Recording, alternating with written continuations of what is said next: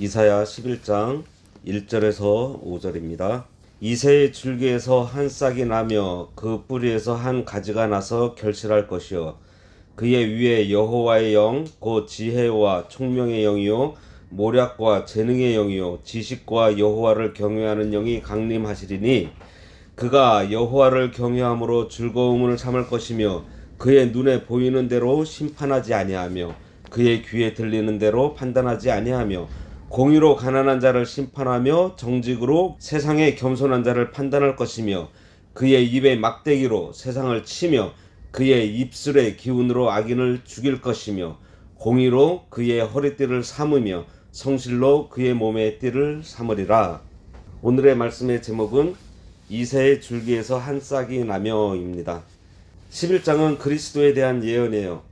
오늘 본문은 하나님께 불순종하고 교만하던 세상 나라의 두 가지 모습, 북이스라엘과 아수르의 멸망과 대조되는 나라, 그리스도께서 이새의 자손으로 오셔서 공의로운 통치와 성실로 인해 완전한 평화의 나라가 도래하게 될 것을 예언하고 있습니다. 이사야가 예언을 하고 700년 후에 예수님께서 이 땅에 오셨어요. 현재를 사는 우리는 이 예언대로 2000년 전에 오신 예수님을 믿고 있는데 예수님께서는 700년 전에 이사야가 예언하신 대로 오셨다는 사실을 우리들이 보므로 참으로 하나님의 말씀은 오랜 시간이 지나도 반드시 이루어진다는 사실을 깨닫게 됩니다. 제주광흥교회를 시작하면서 이사야서를 새벽예배 시간에 함께 나누어야겠다고 생각하고 지금까지 이사야 말씀으로 은혜를 받았습니다. 감사하게도 성탄절이 있는 이 주간에 예수 그리스도께서 강림하시는 말씀을 전하게 되어서 제 스스로도 좀 놀랐습니다. 이번 주는 이사야서를 통해 이 땅에 예수님께서 오신 이유, 예수님께서 이 땅에 오셔서 어떤 일을 하셨고 또 앞으로 어떤 일을 하실지 살펴보도록 하겠습니다.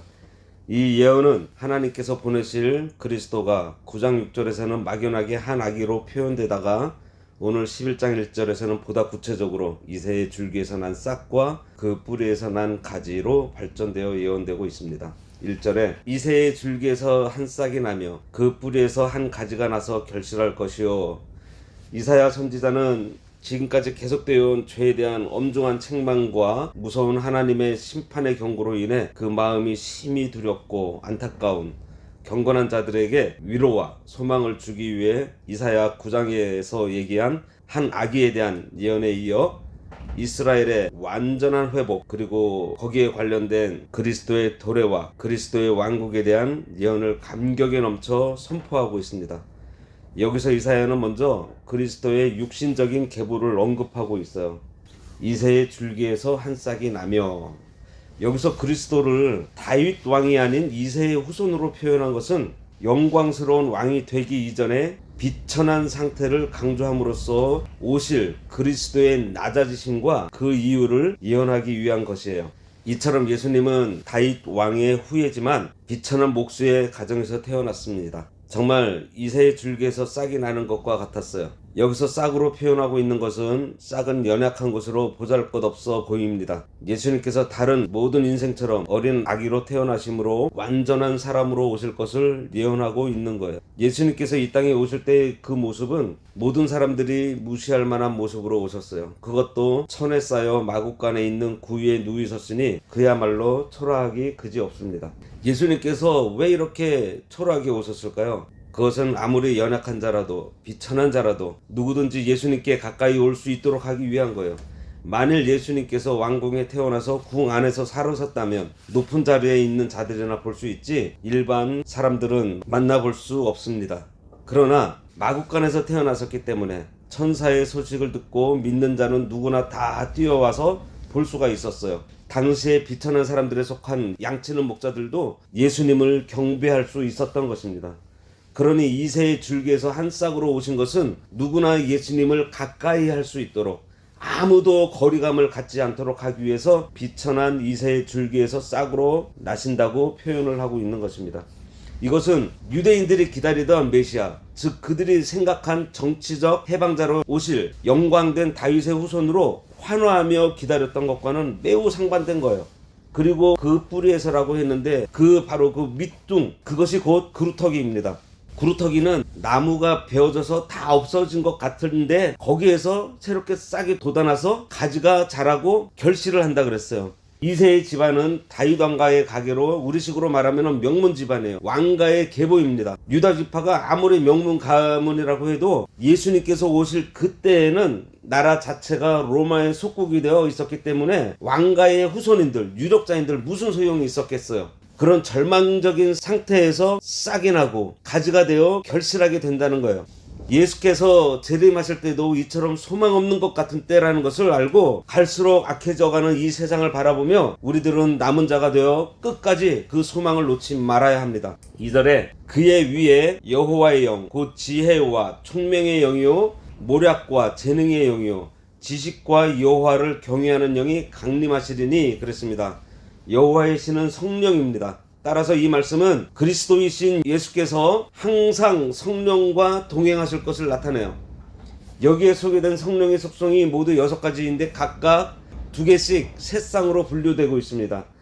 지혜와 총명, 이것은 각각 사물의 본성을 파악하는 능력과 사물의 차이를 식별하는 능력을 의미하는데 이는 그리스도의 지적 능력의 완전함을 나타내는 것으로 그리스도께서 진리와 도덕을 공의와 정의를 분명히 밝히실 것을 말씀하고 있어요. 모략과 재능은 각각 올바른 판단을 내리는 능력과 이를 수행하는 능력을 가리키며 이는 그의 나라를 온전히 다스리실 그리스도의 통치 능력의 충족성을 나타내고 있습니다. 지식과 여호와를 경외하는 신은 여호와를 아는 지식과 경건이 조화를 이루어 하나님의 뜻을 분별하고 완성해 나가는 능력으로 그리스도의 순수한 신앙 열정을 나타내는 말이에요. 이러한 성령의 능력들은 그리스도의 왕과 제사장 그리고 선지자직 수행에 반드시 필요했던 것입니다.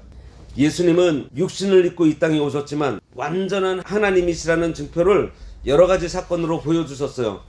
인간은 아무도 걸을 수 없는 무리를 걸으셨습니다. 예수님께서는 창조자이시기 때문에 물을 창조하신 분으로 당연히 물을 지배하실 수 있는 거예요. 또 오병이어로 5,000명을 먹이시는 이적을 행하셔 많은 무리로 무엇을 깨닫게 하셨죠?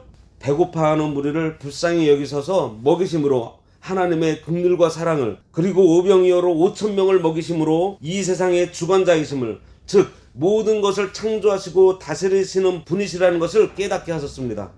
3절에서 5절에 보면 그가 여호와를 경외함으로 즐거움을 삼을 것이며 그의 눈에 보이는 대로 심판하지 아니하시며 그의 귀에 들리는 대로 판단하지 아니하시며 공의로 가난한 자를 심판하며 정직으로 세상의 겸손한 자를 판단할 것이며 그의 입에 막대기로 세상을 치며 그의 입술의 기운으로 악인을 죽일 것이며 공의로 그의 허리띠를 삼으며 성실로 그의 몸에 띠를 삼으리라.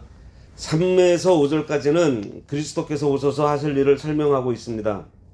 이 땅에 오신 예수님은 완전한 하나님이시지만 완전한 사람으로 우리에게 모범을 보여주신 삶이 하나님을 경외함으로 즐거움으로 삼으신 삶입니다. 여기서 즐거움을 삼다는 원어의 의미는 숨을 쉬다, 호흡하다예요. 따라서 본문의 정확한 뜻은 그리스도이신 예수께서 여호와를 경외하는 것으로 그의 호흡, 곧 생명을 삼았다는 것입니다. 예수님의 모든 생애가 성부 하나님에 대한 경건함으로 일관되어 있다는 것을 말하고 있어요.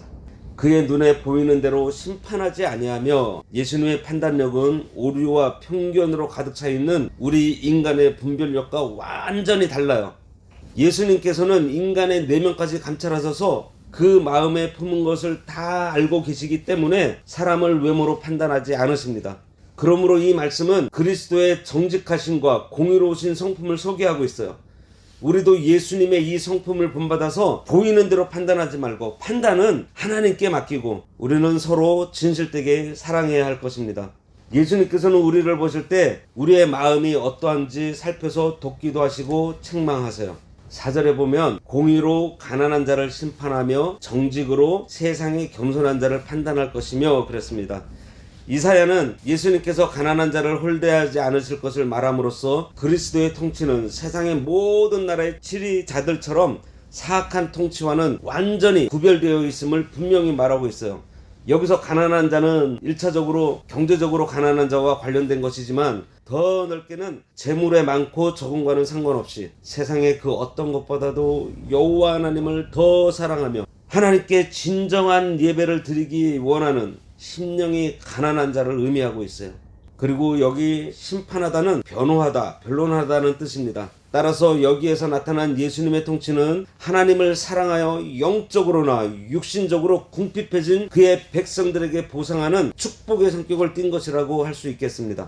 정직으로 세상의 겸손한 자를 판단한다 그랬어요. 겸손한 자는 온유한 자, 즉 서로 교만하여 자신을 높이기 위해 싸우는 세상 사람들과는 다르게 스스로 낮아져서 평화를 이루는 자들을 가리킵니다. 본문은 예수님의 산상수훈 중 온유한 자에 대한 복과 긴밀하게 연관되어 있는 말씀으로 죄인임을 깨달아 자신을 스스로 낮추는 자를 예수님께서 축복하실 것이라는 말씀이에요. 그의 입에 막대기로 세상을 치며 그의 입술의 기운으로 악인을 죽일 것이며 그랬습니다. 입의 막대기와 입술의 기운은 태초에 천지를 창조하시고 창조하신 천지를 다스리시며 판단하시는 하나님의 말씀을 말하고 있어요. 따라서 본문은 그리스도가 권능의 말씀으로 악인들을 징벌하실 것을 보여주고 있습니다. 공의로 그의 허리띠를 삼으며 성실로 그의 몸에 띠를 삼으리라. 허리띠는 뭐죠? 군대에서 요대라 그러죠. 이 우리 몸을 딱 받쳐주는 것입니다. 당시 고대 군동 지방 사람들이 그들의 기동력을 위해서 옷을 고정시키는 띠예요. 따라서 본문은 예수님께서 그의 나라를 공의와 성실로 다스리시는데 이에 조금의 허술함도 없이 신속하고 완벽하게 하실 것이라는 의미를 담고 있습니다. 다음에 나오는 6절부터의 내용은 예수님께서 재림하신 후의 예언으로 천년왕국에 대한 말씀입니다. 하나님 아버지, 이사야의 예언을 통해서 오신 한 악이 이새의 줄기에서 한 싹이 나고 뿌리에서 가지가 일어나 결실을 맺게 되었다는 예언을 통해 오신 예수 그리스도께서 공정과 정의를 실현하시며 우리 죄인들의 죄를 다 짊어지시고 이 세상에 평화를 주고 승천하신 이 예수님을 저희들이 깊이 묵상함으로 살아야겠사오니 예수님께서 평생을 여호와를 경외함으로 즐거움을 삼은 것 같은 삶을 우리들도 살 수 있도록 하나님 은혜 내려 주시옵소서.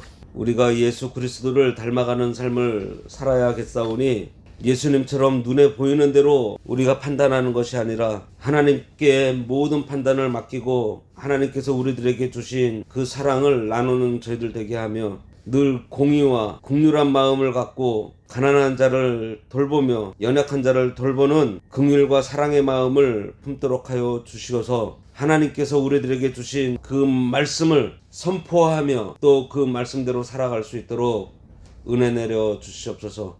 오늘 거룩한 주일 하나님께서 함께하여 주시옵고 홀로 영광 받아 주시옵소서. 예수님의 이름으로 기도드리옵나이다. 아멘. 하늘에 계신 우리 아버지여, 이름이 거룩히 여김을 받으시오며 나라가 임하시오며 뜻이 하늘에서 이루어진 것 같이 땅에서도 이루어지이다.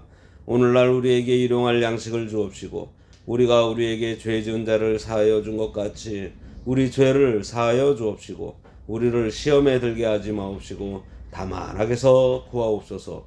대개 나라와 권세와 영광이 아버지께 영원히 있사옵나이다. 아멘.